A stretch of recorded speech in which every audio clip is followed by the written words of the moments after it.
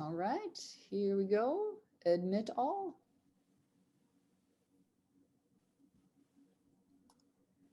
And I'm going to do a mute all of everybody right now.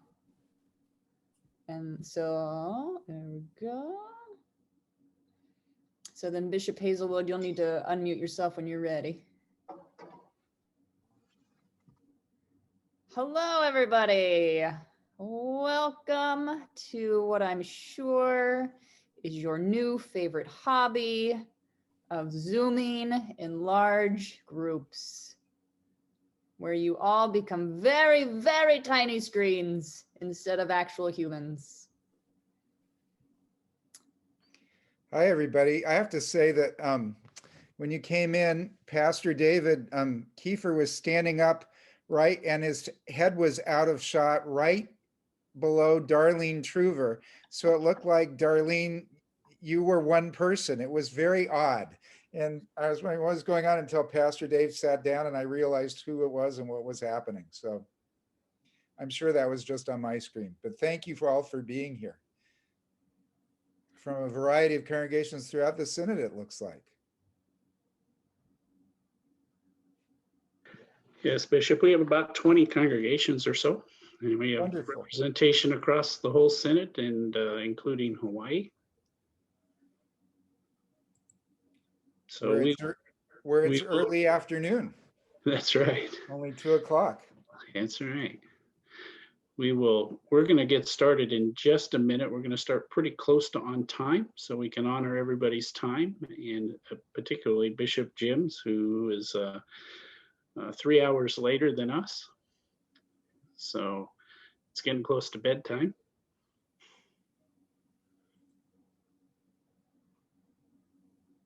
And as you are coming in, I have a request for some of you. I will be putting you into breakout rooms based on the congregation you are part of. So I have a list of all those who've registered with your first and last name.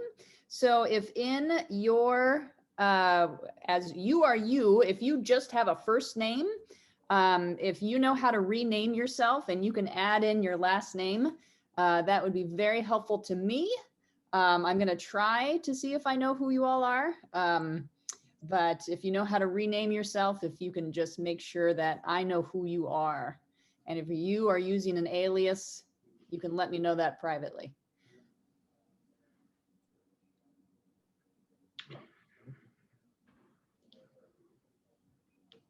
Rachel, do you see Pastor Kurt yet? There we go. I do. Okay. I see him. Okay, great. Just want to make sure if I call on him, he'll be there.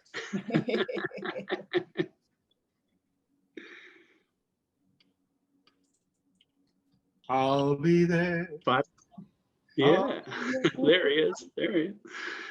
I will give it one more minute. We're at 5 o'clock now, and then we will get rolling. Oh, there we go. Hey, you can see everybody.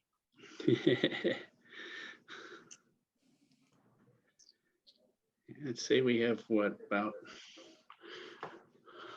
2/3 or so, a little less than 2/3 of our participants so far.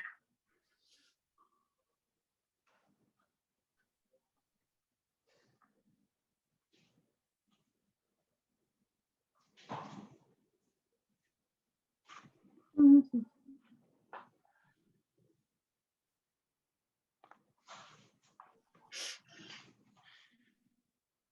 All right, well, we're going to go ahead and get started. I want to welcome everybody. My name is Tom Gulrich. I'm your Director for Evangelical Mission. It's great to see you here on this Zoom meeting and for this conversation and planning around stewardship, and particularly the Ask, Thank, Tell approach to stewardship. I'd like to thank Rachel Line for cutting into her Sunday a little bit and coming in and operating this for us this week. Many of you have had conversation with Pastor, or not Pastor Terry, but Terry Roberts in our office. She is celebrating the wedding of her daughter this weekend, so she won't be with us this time, but will be with us in a couple of weeks. We also, I want to thank Pastor Kurt at First Lutheran in San Diego, as he's kind of the initiator of all of this. And it kind of morphed from his original plan. We won't go into all those details, but that's what's happened. Also want to welcome Bishop James Hazelwood from the New England Synod, a colleague from Kowloon days many years ago. We won't say how long. And then Bishop Andy is here to bring a greeting. He has another commitment, so I'm going to turn it over to him to give a greeting at this time, and go for it, Bishop.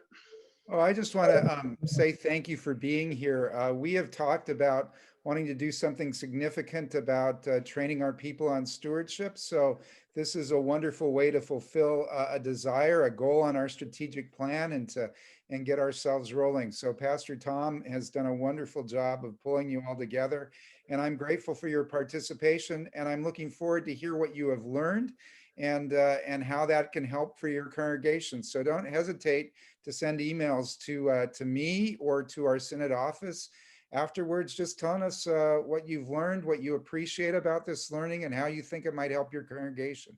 So I'm going to keep you in prayer. I know, Pastor Tom, I believe you're going to lead the group in prayer. Is that correct? Yes, I am. Yes, I am. Very good. So I'm going to stay through the prayer, but then I do have another commitment, and I leave you in the good and capable hands of not only Pastor Tom, but Bishop Jim Hazelwood, who is an excellent colleague. And as Pastor Tom said, he was actually Californian before he abandoned us for the East Coast. So we are very happy that he's here to lead this process with us. So welcome back home by Zoom, Jim. Thank you. Thank you, Randy. Okay.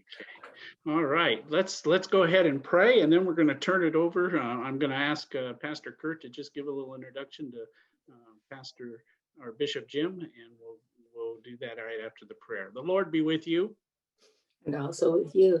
Gracious and holy God, it is with humble hearts that we come to you today, thanking you for the privilege to be a part of church and to respond to your call to do ministry in our particular locations and contexts.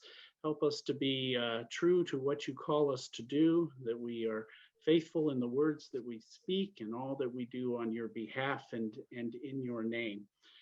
When it comes to stewardship, Lord, we know that stewardship is a lifestyle in so many ways. We make decisions about stewardship every day from the time we wake up in the morning, whether we want to hit snooze 2 or 3 or 4 or 5 or a dozen more times, or we want to get up and get the day started, right down to everything we basically decide, including the care of your creation and our vocations and the like. I pray, Lord, that as we talk about stewardship in terms of ministry and context, including dollars and cents, that we do so in a faithful way. I give thanks for each congregation here, for the congregations of the Pacifica Synod, the ministries of the Pacifica Synod, and we just ask for your blessing and your embracement with a sense of comfort, strength, hope, courage, and use your Holy Spirit to poke and prod us to consider those things we might not have even considered at this time. In Jesus' name, amen. Pastor Kurt, let you introduce Jim. Hey, so what a privilege it is to introduce my friend, Jim Hazelwood, now, or then Reverend Hazelwood, now Bishop Hazelwood. Jim came into the church through a church Lutheran school from an unchurched family, ended up at California Lutheran College once upon a time, had more fun than he deserved, and ended up at El Camino Pines Lutheran Bible Camp and realized, oh, these Lutherans aren't so bad. They're kind of fun. Managed to experience the Holy Spirit there. He was baptized at El Camino Pines and then off to seminary. We were classmates. We were campers and or counselors together, and then classmates at seminary. Jim comes to us on the edge of the church. And I think the only reason he ended up in the middle was because he got elected bishop. Otherwise, his preferred position is on the edge, which is part of what he brings to the table, I think, tonight, for all of us coming from probably pretty familiar stewardship practices to a different way of looking and thinking about stewardship, written by, though, a pretty centered Lutheran guy, Chick Lane. But Jim brings teaching experience to that. And so I had invited him to work with us as a congregation, and it exploded to be able to invite you. So welcome all my new stewardship friends. A quick little story about Jim that puts him in some context is in New England, the Lutheran Bible camp there. We were there at the same time at a confirmation camp in the summer. And I was in the hallway of the conference center, and there was 2 women teachers from some church, and they were talking about this pastor from Rhode Island, St. Andrew's Lutheran Church, and they weren't doing confirmation in the traditional way, and how sad that was. I looked later, they had 1 kid. There were 2 adults and 1 confirmand from their church. Jim had 5 or 6 adults and 40 kids at confirmation camp. So I'm grateful that Jim likes to be on the edge a little bit, see what's out there. So take it away, Reverend Hazelwood. From the edge of the United States, the other edge. Right. Well, the New England and the Pacifica Synod have a lot in common in terms of culture. Although your temperature is much warmer than ours, we both serve in parts of the United States that are the least participatory in terms of institutional expressions of religion. It's good to be with you all. I'm going to go through this rather quickly and directly. There will be a halfway point in which you're going to be broken out into your groups, into your congregation groups. This evening, I am going to present an overview of the only book I think you ever need. And of course, I've got the blur on, and it's not working, but it's Ask, Thank, Tell, which is by Charles Lane. And Chick, which is his nickname, is going to be with us in 2 weeks to talk about that book and answer all of your questions and go into greater detail on that. So I'm going to share my screen and work through a presentation that I have. And yes, this is being recorded. Yes, there are resources that are at the end that will give you a link. Yes, you'll get the slides for all of this, as well as I'm going to give you access to 4 years worth of stewardship fall congregational appeals. You'll be able to just kind of go and run with them if you want, and a bunch of other stuff. So let's talk about Ask, Thank, Tell. And let me pull this keynote up here and put it on the screen for you. I assume you can all see that pretty well. So this is what we're going to do, Ask, Thank, Tell. I've already made one. Let me get out of this. I got to put you over there. Okay, so I can see my screen. So what are we trying to accomplish with stewardship in general? These are quotes I've heard from people in congregations over the years. Number 1, we need more money so we can pay the bills. Number 2, we need to find quick and easy ways to shake down our people so they will cough up the cash. That was a quote from our stewardship chair when I served a congregation in Brooklyn, New York. We are a not-for-profit organization that has fiscal responsibilities according to our Constitution. And in order to meet those responsibilities, we need to present a balanced budget to the corporation's governing body this winter. How many have treasurers? How many treasurers are thinking like that? That is a true statement. Is that the most important aspect of what we're trying to do is the question. Number 4, we are seeking ways to get everyone else in the congregation to increase their giving so that we on the church council don't have to extend ours. Nobody ever said that to me, but I think they thought it. If the other people would give more, then we could just coast.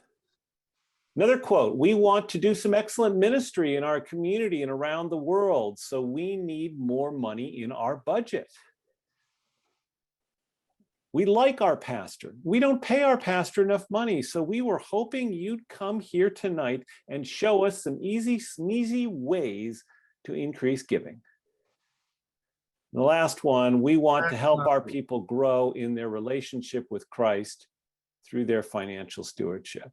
I would suggest to you that while all There might be some truth in the others that we have read, that is that last one that needs to be your mission statement, your purpose statement when it comes to stewardship. The primary purpose is to help people grow in their relationship with Christ through their financial stewardship.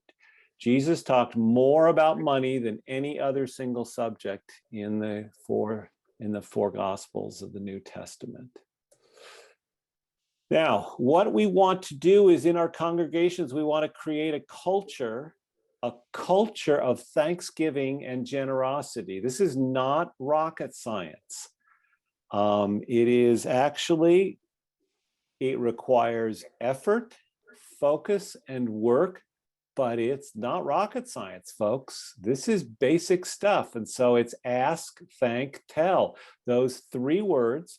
I discovered this book by Charles Lane after I had served in a parish ministry for 25 years. It was when my first or second year as a bishop. I learned about this particular book from Bishop Larry Woolrobbie, who is then serving the Northwest Minnesota Synod, because I was describing him how I was thinking about stewardship. And we had a big need in our synod for stewardship education. And so I like to think that I helped Charles sell several hundred copies of this book. It's a small book, it's very readable, and Charles will be with us in 2 weeks to talk more about it. Let's talk about ask, thank, tell. These are the 3 key pieces. What is ask? Here's what I want to say about asking people. If you want people to give, you have to ask them. They will not do it automatically. I cannot tell you the number of congregations, at least in the New England Synod, maybe this isn't true in California, who when they are facing some financial troubles and I get into a conversation with them and I ask them, well, what did you do for your annual fall appeal? And the answer that comes back to me is, oh, we don't do anything. We just hope the people will give. And I'm telling you, they won't. People in our society today will not give unless you ask them. They will not do it automatically. So it is important for you to ask. Now, we'll talk about how to do it and ways to do it. And obviously, yes, everybody's afraid of the most obnoxious way to do it. And I don't think that Lutherans need to worry about being obnoxious in their asking. We tend to be too timid in our asking. Okay, second thing, thank. If you want people to give, you must thank them. You must thank them. They will stop giving if you stop thanking them. One of our congregations in Connecticut several years ago, its largest donor spent 6 months of the year in Florida, 6 months of the year in Connecticut. Every year he was never present for the annual appeal, but every year he faithfully filled out a pledge card. Finally, one year he did not fill out a pledge card. He was one of the most generous givers to the congregation. And the pastor called him or wrote him, I can't recall which, several months after the appeal. And he said, I'll make up a name, Fred. Fred, we didn't hear from you. I'm just curious. And he said, well, in the X number of years I've been a member of the congregation, you never thanked me for my pledge. So I wanted to see what would happen if I didn't pledge. Thanking is very, very important. I can tell lots of stories about the value of thanking. And if I have time, I'll tell you the story of Howard Wall. Last thing, tell. If you want people to give, you must tell the story of who you are and what you do. They will stop giving if they do not know who you are and what you do. People want to know where their money is going. So ask, thank, tell. Those are the 3 pillars of this whole thing, and you need all 3 to have an effective congregational stewardship ministry. If you want to help your people grow in their relationship with Christ through their financial stewardship, then you must ask, thank, tell. 1 is not enough. 2 is not enough. You need all 3. Okay, let's dive in. We're going to spend some time talking about each of them. First, I want to spend some time on asking, and then I'm going to break you into small groups, and then we'll come back and we'll do thank and tell. So ask. Charles Lane talks about ask is all of the ways your congregational participants, sometimes called members, are asked to respond to the blessings God has entrusted them. That's what we're talking about. That's our definition of asking. It is out of a response to the blessings that God has entrusted us that we give. That's the philosophical underpinning of ask. Let's talk about the practical aspect of it. Here are the 10 most effective ways to ask. And you will see this list, and it is the most effective is at the top, and the least effective is at the bottom. I want you to look at this list because, and if you want to actually, if those of you that have screen grab software want to take a photo of this, because I'm going to have you take it into the chat room with you, or just put your camera up and take a picture. Let's just talk about these, and I'll read them all, but I'm not going to go into great detail. The most effective way to ask somebody else to make a contribution is two people speaking face to face with a giver. Now, if any of you have ever done a capital appeal in a congregation, you know that 1 and 2 is one of the key pieces in the early part of a capital campaign. It's why? Because you are going to people who believe in the ministry of the congregation, you are sitting down with them, and it's a very friendly, it's soft sell, it's not a hard sell, it's relational, it's Christ-based, it's built around prayer, it's built around a whole covenant. You've set it up in advance. People know that you're coming, they know you're going to ask, and sitting down and asking them face to face, you know, Ty and Elaine, would you consider making a gift to St. Andrew Lutheran Church this year? You're not naming the dollar amount. It's very simple. They know why you're there. And that is so effective. And you know what? The ask part of that whole conversation is probably 60 seconds long. Most of the conversation is about how is your life? How is my life? What's going on with the church? Can we pray together? Can we have a meal together? Now, obviously, this is all from a time in the past before COVID, and at a time we hope in the future when we can be face to face. So that's the caveat to all this. Perhaps maybe we need to augment this with Zoom. Then I want you to just notice 3, 4, 5, and 6. They descend in order from their most effective to less effective. I want you to know the most important word in each of those is the word personal. A personal letter on stationery with a follow-up, with no follow-up, a personal telephone call, in other words, the congregations get mixed up because they think 3 and 4 is when you send out a letter that says, dear member. No.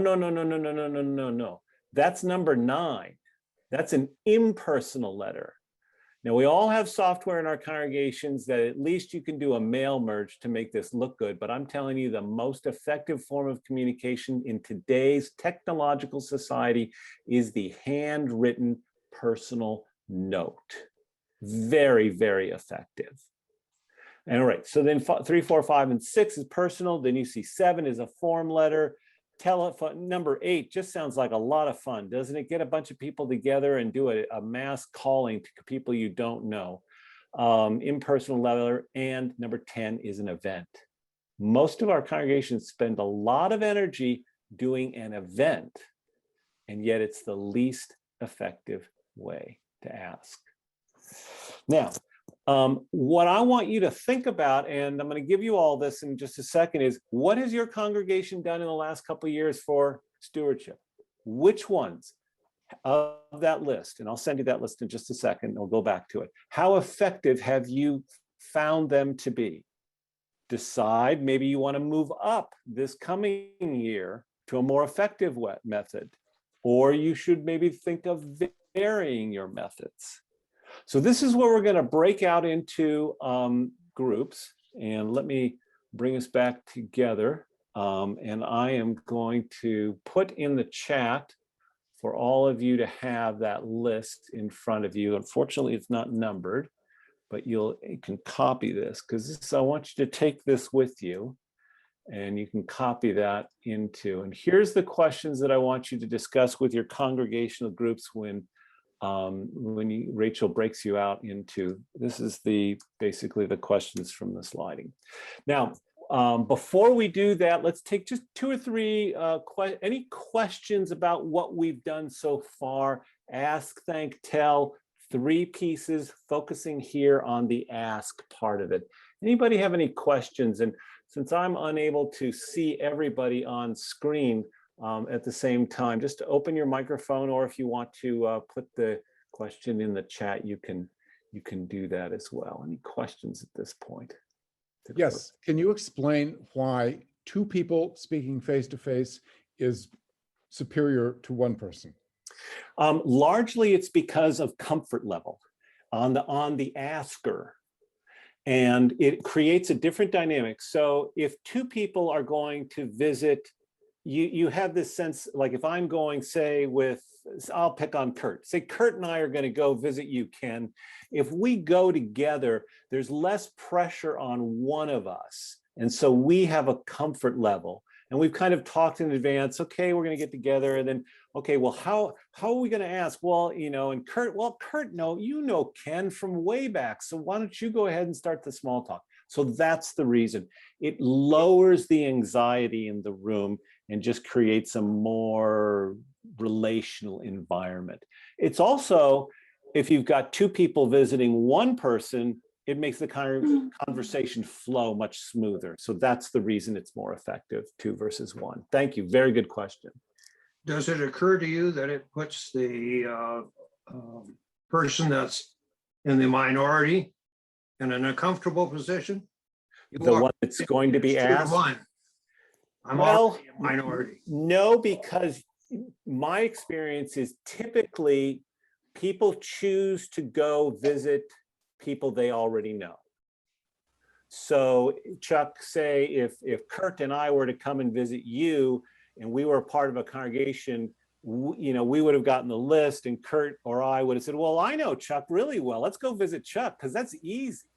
And so typically that's the foundation of everything. It doesn't feel like a gang up, and you're actually thrilled that we're both coming over as opposed to 1 person. One-on-one is a little hard. Obviously, if you have 1 person visiting 2 people in a home, maybe a couple, then it makes the conversation flow a little bit easier. Any other questions? Bishop Jim, we've got a question in the chat. Sure, thanks. Pastor Marty Jacobson, please describe the best approach to plan number 1.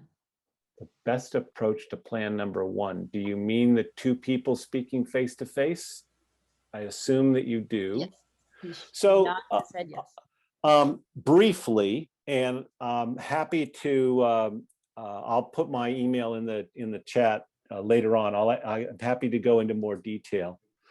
The best way that I've had this happen is you tell the congregation, here's what we're going to do for stewardship this year. We'd like to do congregational visits. These are optional. It's the first and most important thing you need to tell the congregation. It is not a requirement. It is optional. If you would like to have 1 or 2 people from our stewardship team come to your house and visit, again, COVID notwithstanding, please sign up. So all of the people that are signing up are motivated to have somebody come and visit. So let's say 20% of your congregation. All right, so then that's what you do, and you focus on that happening. For everybody else, they are going to have other options. They just want it by mail. Some people want it by email. In other words, you have a multi-pronged approach. But I'm laying out the order of this whole thing so that you see what's most effective. And you'll notice, here's what I want you to notice.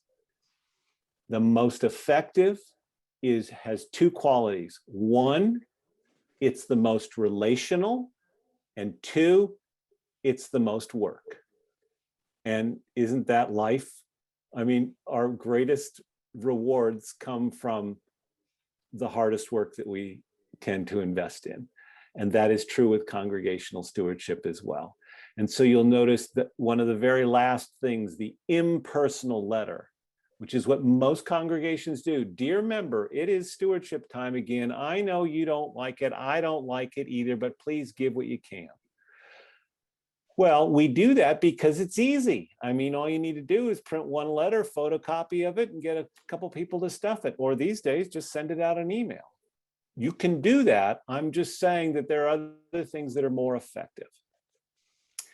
So we'll do one more question, and then we're going to send everybody to breakout rooms, because I want you to spend some time with your folks in your congregation talking about what you've done in the past of that list. So make sure you copy it, and you know, and also how did it go, and which of those would you want to do? How could you move up? You know, if you've done an event for years, just had a big coffee hour, you know, don't all of a sudden say, oh, well, we're going to go visit everybody in the congregation. You're not ready to do that, but just try to go up a couple of levels. So let's see, Jay has a question. How do you get enough people to be the stewardship team? We find it that members and even council members do not want to do stewardship. Right, and the reason people don't want to do stewardship is because the way we have portrayed it is as some of those quotes I had at the beginning. It's basically a nice version of shaking down people for cash. And if you do that, who wants to be a part of that unless you live in New Jersey? I mean, so I really want you to start to think, and we'll go a little further this evening, and when we are with Charles in 2 weeks, we want this to be fun. So I think you make the whole stewardship thing a fun event. That's one idea. The second thing is, I think the other problem with stewardship is we ask people for lifetime commitments. I would say short-term commitments. Will you help plan this part of it? Very specific. Will you help plan the coffee hour? Will you help with the letter writing? Give people very short-term specific tasks, and it will be more helpful. And then the third thing, which just came to mind, is maybe you don't call it stewardship.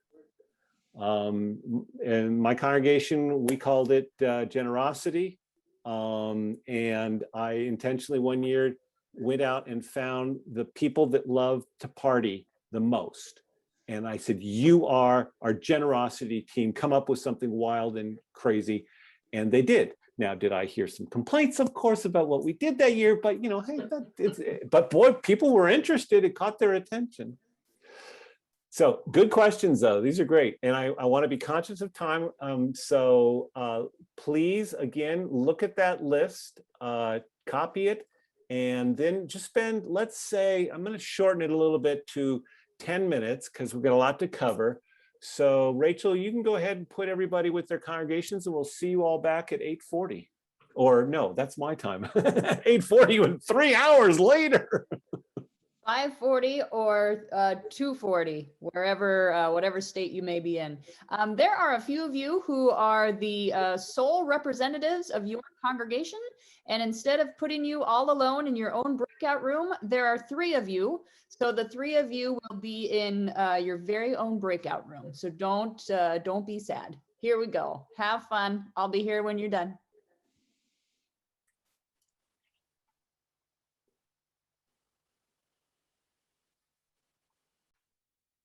Welcome back, Ruth and Pastor Marty. You are the first ones back. Well done. I like it when people just start pouring in, fill up my screen like super quick. It's always very entertaining. I've always had I should change speaker view to gallery view. So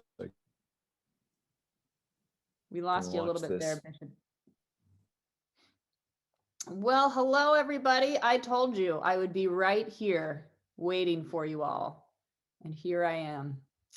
Bishop Hazelwood, everybody is back from their rooms. So it's back to you. Uh-oh, did he freeze? I think we have a frozen bishop. Wow. I don't know if you can hear us, Bishop.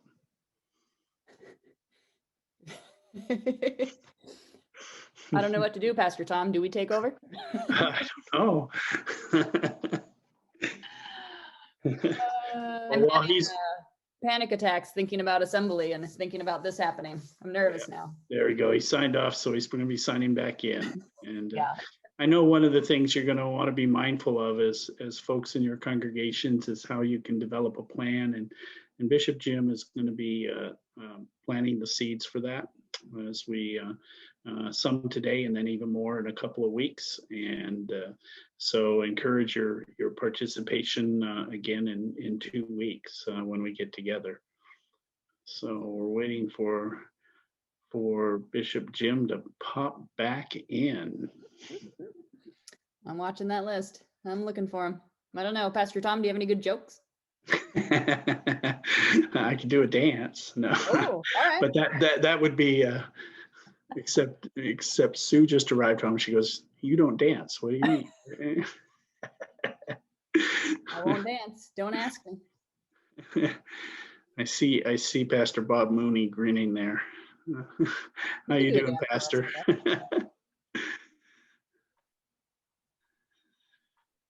Pastor Jennifer Zana, did you happen to see my little note to you earlier? Yes, I did. Thank you so much. Well, thank you. So good.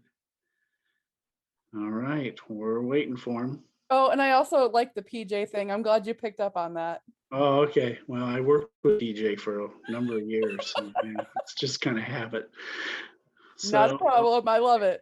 Yeah, Pastor Kurt, are you able to communicate with Pastor or Bishop Jim by text? Yep, just got a text. He's trying to log back in. He got bumped somehow. There he Okay. comes. All There right. he Yeah, comes. he froze up. Well, he is on the East Coast. It's colder there. Yeah, it's colder and it's getting colder as it's getting later. He said there was a high of 57 today when I was talking to him earlier. All right. Hello, I'm back. Hello. Yes, you're unfrozen. I got bounced. I got bumped. Oh, all right. Good. Glad to be back. Hope you, I know that probably time was short, but it's a worthwhile conversation for you to have and to continue to have. I'm going to move along to the next part where we're going to talk about thanking, and let's get this going. So let's go to thank and tell. Thanking should be a part of the culture of every congregation. I think this is one of the most important things that Charles Lane says in the book Ask, Thank, Tell. I think thinking, if you can get yourselves into thinking about how can we create a culture of gratitude, this is probably a foundational piece. This will, for pastors, this will preach. And just cultivating that theology of gratitude, worship culture of gratitude, for church council members and stewardship people, gratitude, making this the central piece of your philosophy is a really helpful way. And to go to an earlier question about how do you get people to be on the stewardship team, maybe it's no longer stewardship, maybe it's gratitude, maybe it's the gratitude committee or something like that.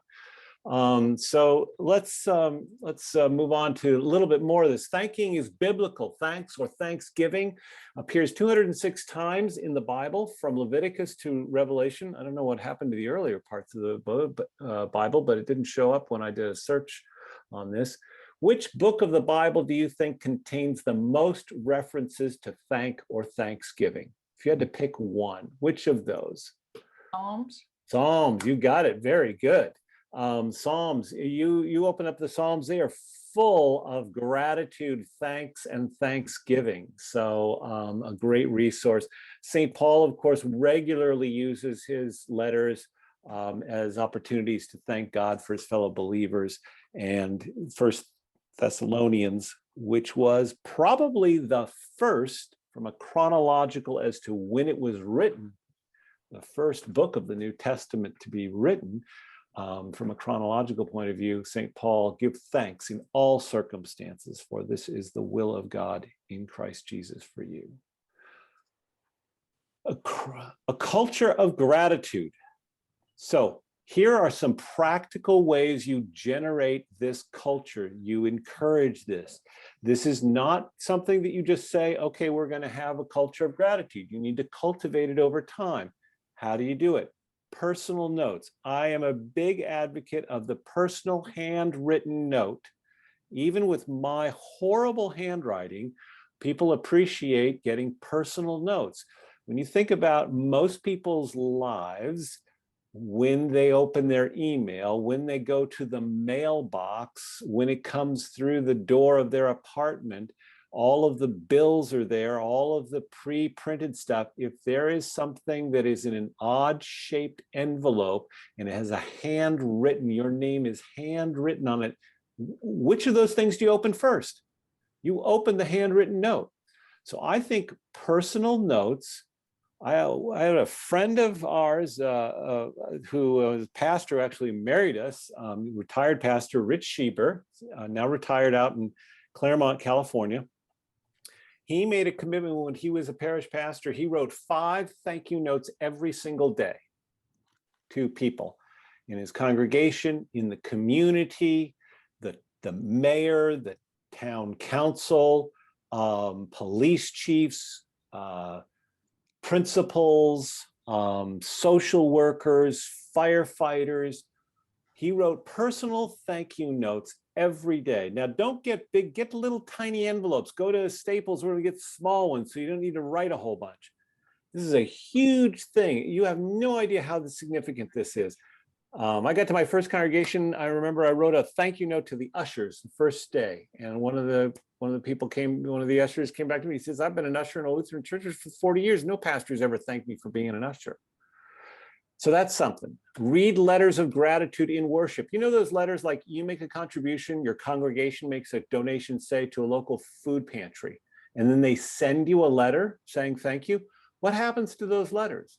Most of the time they get thrown away, or at best they get circulated at a council meeting, or they end up on a bulletin board.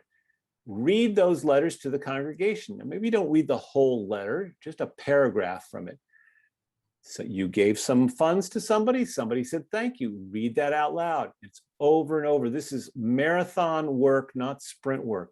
Hold thank you events, small thank you events. I took the Altar Guild out on a regular basis when I served the 2 congregations that I served. Why did I do that? Because I was making enemies of them on a regular basis. I was frustrating them so much. And so I needed to say thank you to them for the work they were doing. Instead of a stewardship bulletin board, have a gratitude bulletin board where you put up expressions of gratitude. Have gratitude days, Sundays that are designated for saying thank you. Really a foundational and a way of cultivating a culture of gratitude. Okay, so that's thank. And there's lots of ways. If you look at the book, Ask, Thank, Tell, there's so many ways to say thank you. You'll appreciate it. So I'm going to come out of this for a second because I see somebody posted something in the chat and we want to see if that's a question. Don't use number 10 envelopes for stewardship. Very good point. That's right. Use whatever other number is, the small ones. All right, so let's get back to this. Tell. God's people want to know that their giving is making a difference. Who wrote this? Charles Lane. This is very important, especially in our day and age when we have had enough experiences of seeing, whether it's in corporations, nonprofits, churches, government, wherever, of mismanagement of funds. People are suspicious by nature, and they want to know where their money is going. And you know what? If you don't tell them what you're using their money for, they will make up answers. They will gossip. I don't know if this happens on the West Coast in your congregations, if you have people that gossip and make things up. But out here in New England, it happens all the time where people just make up stuff because nobody told them anything. So you need to tell them, you need to be very intentional and very proactive. What are you using their money for? Now, obviously, it is not their money, it is God's money. But most people in most of our Lutheran churches think of it as What are you doing with my money? Now, we are trying to shape and shift that so that people understand it as God's money. But as we're making that shift, we need to be accountable. So here are some ideas for telling the story of how your congregation tell. This is the ask, the thank, and then the tell. You need all three components. A short quarterly letter with your giving statements. I hope you're sending out giving statements at least quarterly to people. I don't know about you, but Visa sends me a letter every month, and they want me to respond to that letter every month. In the church, monthly maybe feels too often, but definitely quarterly, because people lose track of their giving. The people that don't lose track of their giving, they're not the ones you're worried about. It's the other 85%. So include with those giving statements a story about your ministry. Here's what we did. Here's one example. Whether it's confirmation, whether it's a food pantry, whether it's an anti-racism workshop that you did, or a book club, or whatever. A letter that's telling a story about your ministry. Number two, a monthly brief video showing people your ministry. And you can do this with a phone, very quick, and brief is the key word. I'm thinking less than 2 minutes. Most videos on the internet over 2 minutes, people stop at 2 minutes. So 2 minutes, a very short video. It doesn't need to be sophisticated, of showing some aspect of your ministry. Yeah. Number three, turn your stewardship bulletin board into photos of faces. Most of the time, stewardship bulletin boards are basically a place for the accountants to post the statements. And while there are 2 people in the congregation that actually go over and look at that bulletin board, the other 98 do not. But if you put photos of faces, see the faces of our people, the next one can connect to that.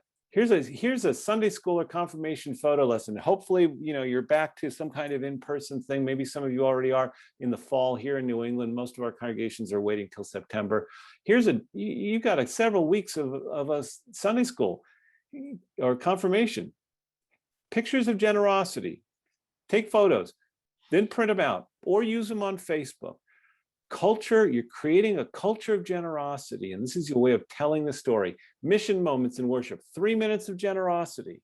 And I'm not just talking about somebody that gives money to the church. I'm talking about people that were generous with their time, somebody that did some kind of service in the community. I remember one woman talked about how she went in every, whatever it was, Wednesday, went to the local library and helped kids with homework. Well, that's an expression of generosity. That story should be told in the congregation.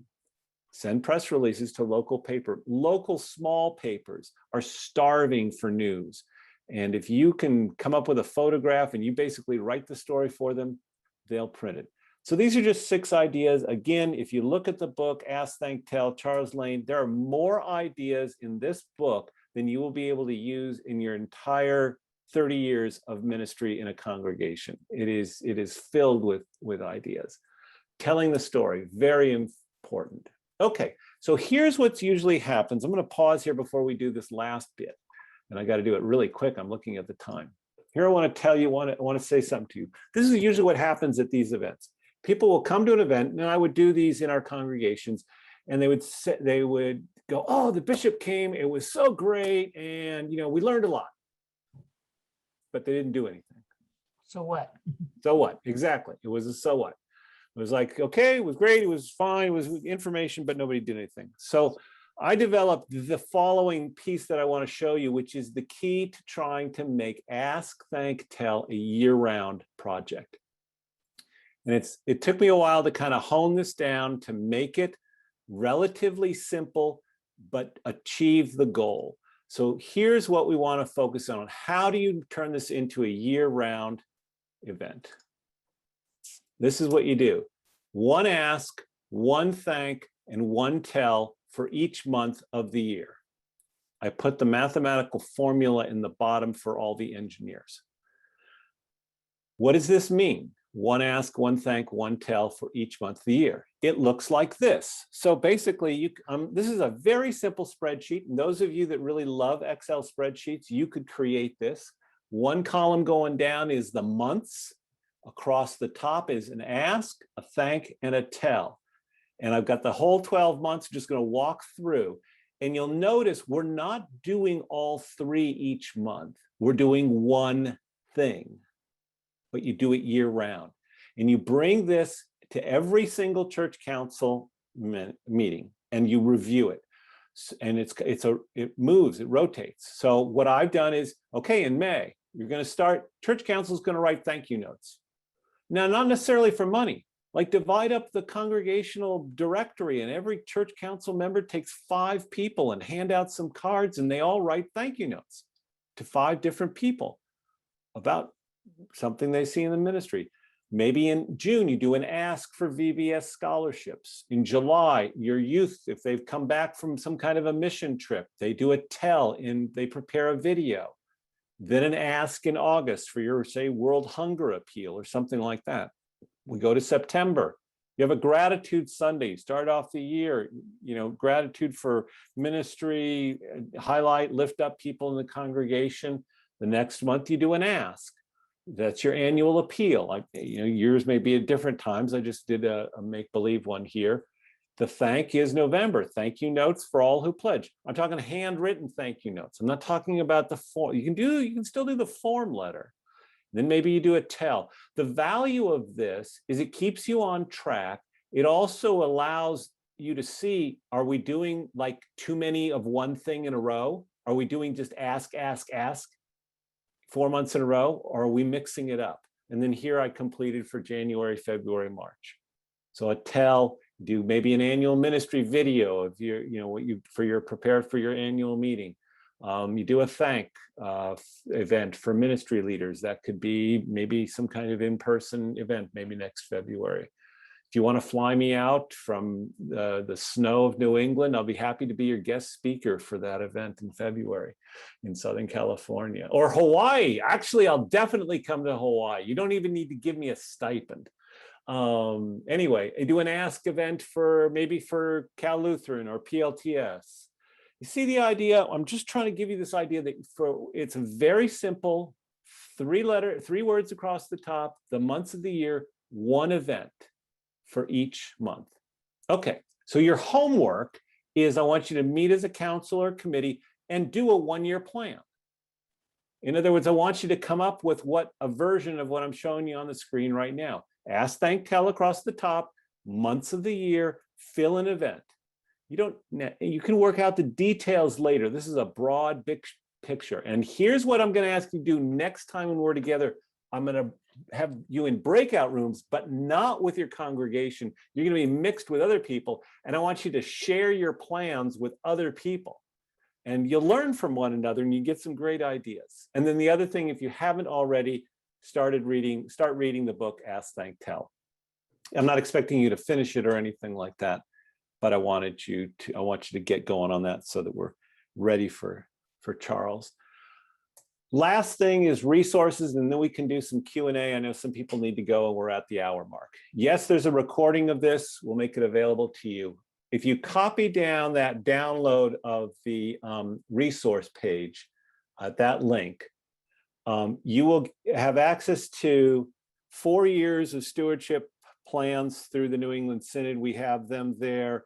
You're going to have access to these slides, a whole bunch of different resources. And so I want you to grab that and I'll post it in the chat, or if Rachel, if you still have that, if you can repost it in the chat. I want you to have that. So there's a lot of stuff there, including the handbook of this presentation that I would normally do if I was meeting with just a church council. It's much more detailed than this. Obviously don't have the time to go into everything, but we've hit the highlights to that. And the next time we'll be together with Chick Lane. And so bring your questions on April 25th at 5 o'clock Pacific time. You do the math for wherever you are. All right. So it is, for me, it's 2 minutes after the hour. And Yeah, Rachel's put that in there. That's great. Let me stop the share and come back together as a group. So I've got some time I can hang around. I understand others of you maybe have things you've got to go to. That's the presentation part. We'll be together in 2 weeks, Chick Lane. And you got your homework and you got the link for the resources. Happy to do any Q&A for that.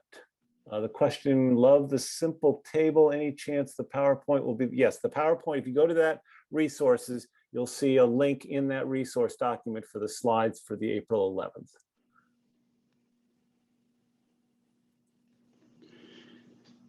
Bishop, before we start losing some folks, I just want to thank you for your presentation tonight. Look forward to seeing you in a couple of weeks, and this has been fun, very, very enlightening, and I hope our folks can plug into what's going on as they continue to make their plans for the future. When you conclude, Bishop, I'm just going to let you conclude with a prayer, if you would, to send us out.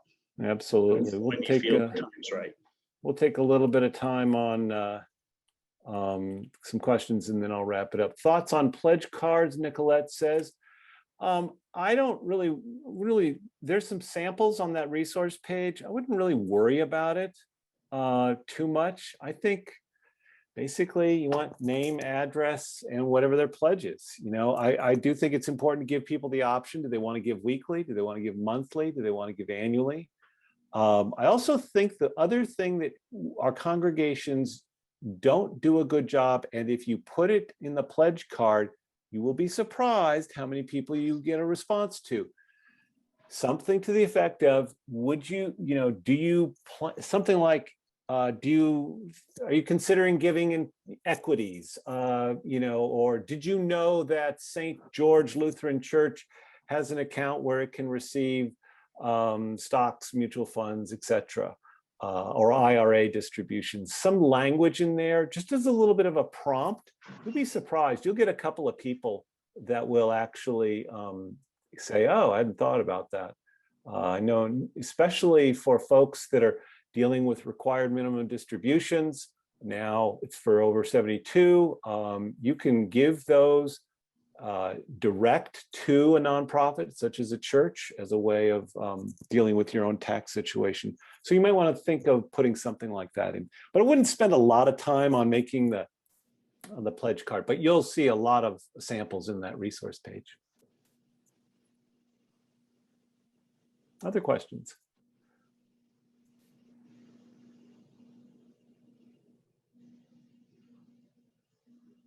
All right, you're a quiet group or you're hungry. That's my guess. This has been good to be with you. I hope it's been helpful. The idea was to stimulate you with some thinking. I really think that the key to this is that very simple chart, ask, thank, tell across the top, the months, and you just make it a part of your church council meetings. I've actually said to some of our smaller congregations to get rid of having a stewardship committee and just make the church council the stewardship committee. Because most church councils don't do anything but like to tell other people what to do. So I think it's really helpful for them to actually have to do some work. And if you actually engage the church council, they just work that ask, thank, tell every month. Where are we? What are we supposed to do next month? Here's the plan. Oh, look, we haven't done, we've got to update the plan for the coming months. You can go with that approach too. It's the simplest way to make sure you're doing this, because this is not a one and done. The only way you're going to change the giving patterns in your congregation is if you stick to it long-term, over time, lots of small events. Jim. Yes. I typed something in, but I didn't go to chat. Can you share, I love stories about congregations, like a congregation that sort of embraced this and took off and some great things happened, story, and then maybe a disaster. I got it. I just saw it showed up. Sure, I'll answer Emily's question. Emily, do you discourage asking for time and talent at the same time? Yes. Separate those two things out. Do not do your financial appeal at the same time that you're doing your time and talent. Separate those out by 4 months, because You want to keep it clear and focused. I think it's good to do both, but don't do them at the same time. So a success and a disaster. The disaster is basically the number of congregations that when I hear they're in financial trouble and I say, well, what did you do? And they say, well, we don't do anything. Or we send out a letter every September to everybody in the congregation. And if they respond, and then that's it. No theme, no biblical reflection, no sermon series, no thoughtful approach, no energy, no event, nothing. That's the disaster. The disaster is in stewardship in our congregations when congregations don't do anything. And as I said at the beginning, if you don't ask them, you don't thank them, you don't tell them, they're not going to respond. So that's the disaster. I will tell one success related to thank you very briefly. Howard Wall, this is in the 1990s. I used to write a once a month column for our local newspaper. This is small town New England. This is, 7,000, 8,000 people. Howard wrote me a letter and said he appreciated the columns I was writing. He was not a member of the congregation, and he included a check for $25. Nice. What did I do? I wrote him a thank you note. About 6 months later, Howard writes me another note, sends another check for $25. What did I do? I wrote him a thank you note. I mean, a small thank you note, a little tiny, like 3-4 sentence. This went on for almost 10 years. I never met Howard. Sometimes he sent 25, sometimes he sent 50. I left that congregation. I was elected bishop, and my wife serves as the pastor of the congregation. About a year after I'd left, she texted me one day. I was someplace else in New England. She said, do you know a Howard Wall? Well, I picked up the phone and I called her and I said, I recognize that name very well. Why? Well, we just got notice that he left us $100,000 in his estate. Now, I never met Howard Wall. He never attended our congregation. I did learn later that he also left $100,000 to Lutheran Social Services and $100,000 to the ELCA. Howard Wall made a connection with me and I thanked him. One of the things I forgot to tell in the middle of that story is that about after the 8th time when I kept sending him a thank you note, now I didn't know he was going to do this. He wrote me a note and said, Pastor, here's a check for $50. Just, you don't need to thank me. What did I do? I wrote him a thank you note and I said, thank you for relieving me of the burden of having to, but I really want to thank you. So I tell that story because that's a success. That is not, and I've talked with development people, that is not an unusual pattern where people of significant means will start off giving $25. And some of them are doing it intentionally, some of them doing it unintentionally, but they want to know, do you appreciate it? And so that's the success story that I have to tell around thank you. All right, looks like Jen's having problems. I don't see the stewardship info for the website link. I'm not sure which website link you're talking about. Talking about the New England Lutheran one.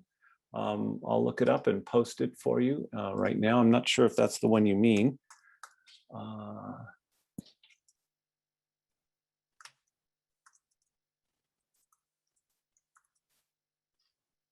If she's talking about your website, Bishop Hazelwood, I went to the link and checked it out, and it doesn't look like she's here anymore. But if anybody else is looking for the link to the slide presentation, it's kind of roughly in the middle of that list of resources. Got it.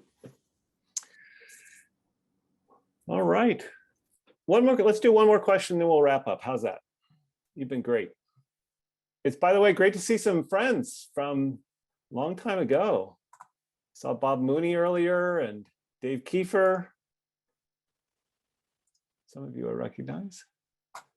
Some of you California Lutherans are pretty good looking. All right. We've Looks got a like hand we're raised from yes, go Pastor ahead. Carla Halverson. Go for it. I love it. This is a Southern California thing. I'm getting a question from somebody in their car. Go for it, Carla. Are you good, Carla? Oh, did you freeze? Oh, there you are. She's showing us, look, clouds in Southern California sky. I didn't know that happened. Oh no, Pastor Carla, you're not- there you are. I think we're having some. Pastor Carla, we can't hear you. Somebody else want to mind read Carla and then put it in I think there? she's saying, Bishop Hazelwood, this was the greatest presentation I've ever been to. That's what I thought, but I didn't want to say that. Yeah. Yeah, you're coming in and out, Carla. Turn off her video and just use the audio. Yeah, that might work. Does that work? Can I? Carla, I'm going to stop your video and see what happens.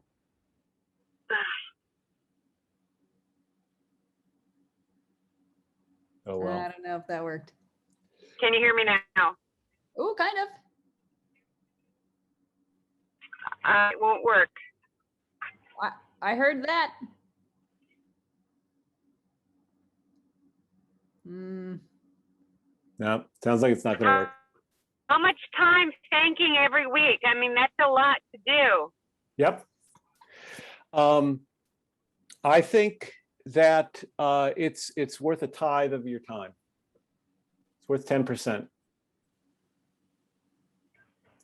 And that's not, this is, since Carla, you're asking this as a pastor, I want to be clear. This will not work if it is only the pastor doing it. Now, the pastor needs to be doing it, but if only the pastor is doing it, it won't work. So this has got to be shared by other people. Now, and I mean, you all might have kind of caught a little edge and mixed with a little humor about the church council becoming the stewardship committee. You know what? It's not a bad idea. And it's actually, I've seen it work. If, you know, maybe you do, well, let's try it. And try it for 3 or 4 months and see how it goes. So I think sharing the thanks, other people can do it. There's different ways. Some people don't want to write notes. So pick up the telephone and say thank you to somebody. You know, there's a lot of different ways you can do this. But I really think it's important that I would say a congregation should spend at least 10% of its time and energy thanking people. And remember what I said too about thanking, I'll tell one more story. This will be the last thing and I'll let y'all go. Here's a story about thank people in the community, those letters and those notes to community leaders. We had a congregation in the Manchester, Connecticut area who wrote to the town manager, and which is an administrative point. I don't know how you're structured, but in New England, that's basically the COO of the town. There might be a mayor or another title, but the chief operating officer of the town. And they wrote that person a thank you letter.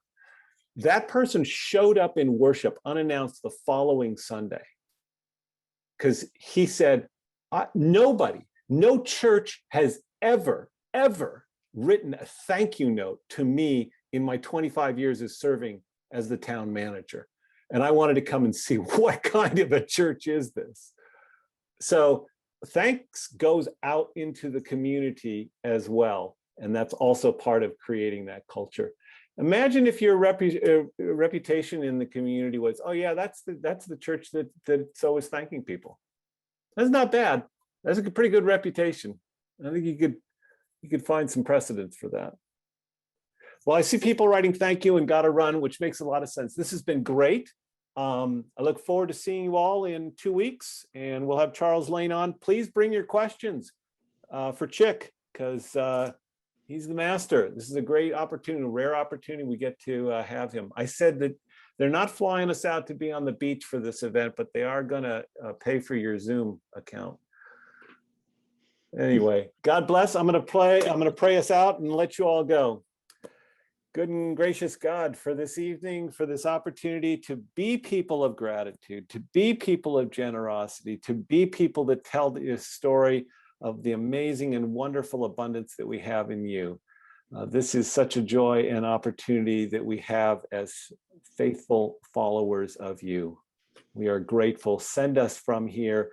And may this week we find one new person that we can offer gratitude to. In the name of Christ, we pray. Amen. Be well. God bless. Gracias. Thank you, Bishop. Thank you, everyone. See you in 2 weeks.